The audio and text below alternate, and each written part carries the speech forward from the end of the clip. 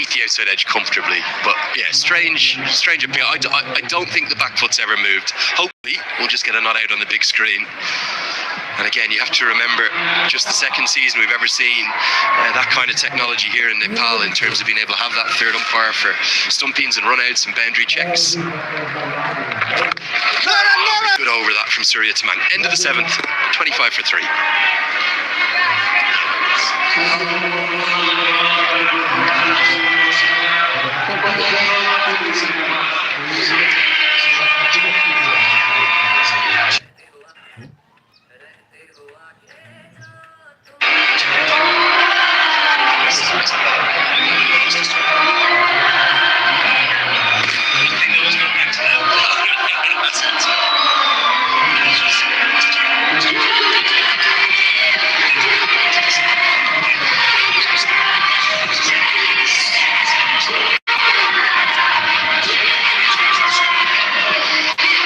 Scenes here at the TU International Cricket Ground, and we've got one of the real favourites, an absolute icon here of cricket in Nepal. Sandeep Lamachani will come on with his leg breaks, his usual pre-bowling routine.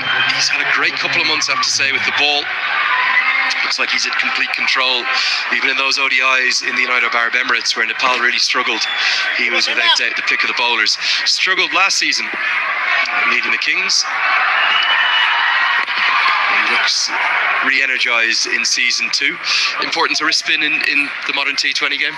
Yeah, massive. To have a bowler that can turn the ball both ways, you don't have to worry about matchups as much, left-handers, right-handers.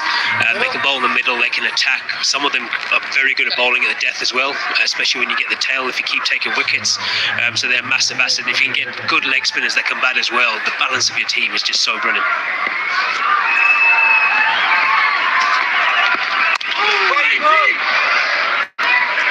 Has there been a growing awareness, understanding? I know obviously you played cricket all over the world, represented England with such distinction, of to the quality of some associate players. We've seen the ILT20 obviously with guaranteed associate slots. It's the same here in the Nepal Premier League. Someone like Lamachani has flown the flag. Is there an understanding as to the fact that there's real talent out there amongst the developing nations? Definitely. I think these tournaments help. I think the fact that you have to have an associate player in the tournaments now, in specific tournaments, helps them play with the best players in the world, helps them grow, helps them experience the pressures of being overseas players and the learnings they get with it. And you can just see, if you look around the world, how many associate teams are beating full nation teams now, and that just shows the quality of it. Goody dragged down, pulled into the leg side, and I suppose that extended from the ICC up to 20 teams in the T20 World Cup, first time last year. Scotland really pushed England, didn't they? Like 90 for none, the rain came down. The rain might have saved England that day. It did.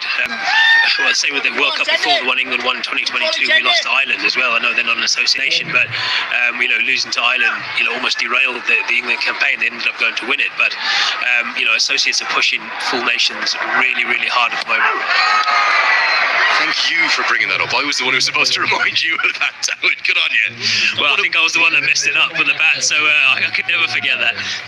Yeah, if Hyun Han had a moment you'll never forget, clean bowling Ben Stokes of the beauty. Wasn't many at the MCG that day. Do you know what the worst part was? He asked me and I said, I don't think you can swing the ball back in, and it swung straight back in. Angled away, swung back in, castled the captain of England. Not been a great day for England. They've lost their opening Ashes Test match. There is a bit of something about the associates against England. The Netherlands have beaten them a couple of times too. 8 have been bowled, 29 for 3.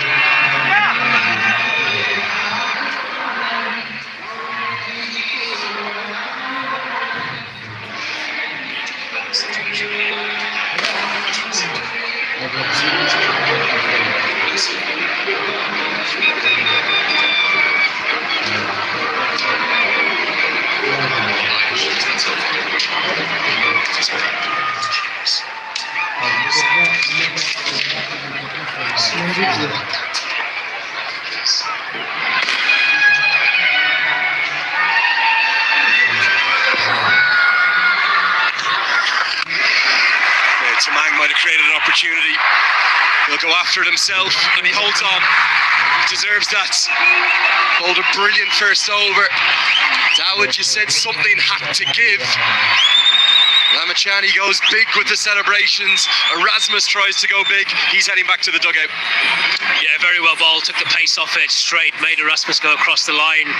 The pressure had been building there massively on these two. If I'm being honest, I don't think they were playing in the partnership they should have. The left arm spinner coming on, he should have just got one there, and in hindsight given Charlesworth and let Charlesworth have a little dip at the left arm spinner. But great wicket, good timing. They just haven't been able to get going yet. Going to see the end of Gerard Erasmus. He's gone for 10. It's 29 for 4.